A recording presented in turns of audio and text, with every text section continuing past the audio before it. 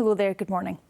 The long-delayed Calmac ferry, the MV Glen Sannox, is finally due to enter service within the next few minutes, weather permitting. The vessel, which is several years late and millions of pounds over budget, is due to sail from Troon in Ayrshire to Arran's main town, Sporadic. Our transport correspondent, David Henderson, now reports.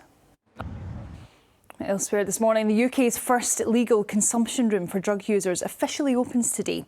It's based in the East End of Glasgow, and users registered with the facility will be able to inject illegally bought heroin or cocaine under medical supervision.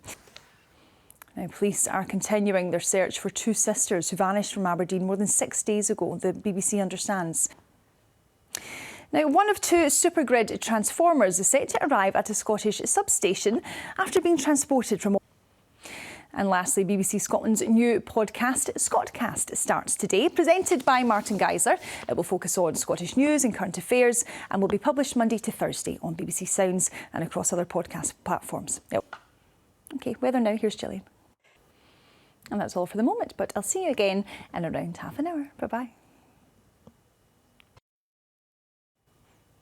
Hello there, good morning. The long-delayed Calmac ferry, the MV Glen Sannox, has set sail and officially entered service. The vessel, which is several years late and millions of pounds over budget, is sailing from Troon in Ayrshire to Arran's main town, Sporadic.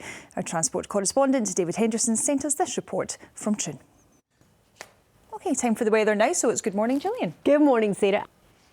Thank you for that, Gillian. And that's all from us for now. We'll see you soon. Bye-bye. Hello there, good morning. The long-delayed ferry, the MV Glen Sannox, has completed its maiden voyage. The vessel officially entered service this morning, setting sail from Troon in Ayrshire at around 10 to 7, slightly delayed because of high winds, before arriving in Sporadic. The vessel's construction has been mired in controversy, delivered 7 years late and hundreds of millions of pounds over budget. Our transport correspondent, David Henderson, was on board.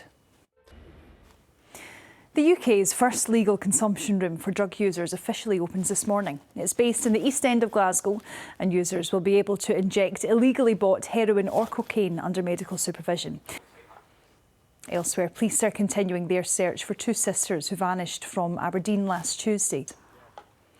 And lastly, one of two supergrid transformers is set to arrive at a Scottish substation after being transported from. OK, let's see how the weather's looking for you. Good morning, Gillian Smart. Good morning, Sarah. Much milder than it has. Thank you, Gillian. And that's all from us here this morning. Have a lovely day. Bye-bye. And coming up on Reporting Scotland, Arran's.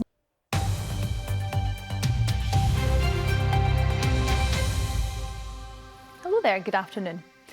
The long-delayed Calmac ferry, the MV Glen Sannox, has at last entered service, carrying passengers to and from the island of Arran. The vessel's construction has been mired in controversy with a 7-year delay and a massive cost overrun. Our transport correspondent, David Henderson, reports now from Arran. Well, David was, of course, on that first journey this morning and joins us now from Sporadic. So tell us, David, what is the feeling there then? And we'll bring you more on this story tonight with an extended version of Reporting Scotland from the Isle of Arran.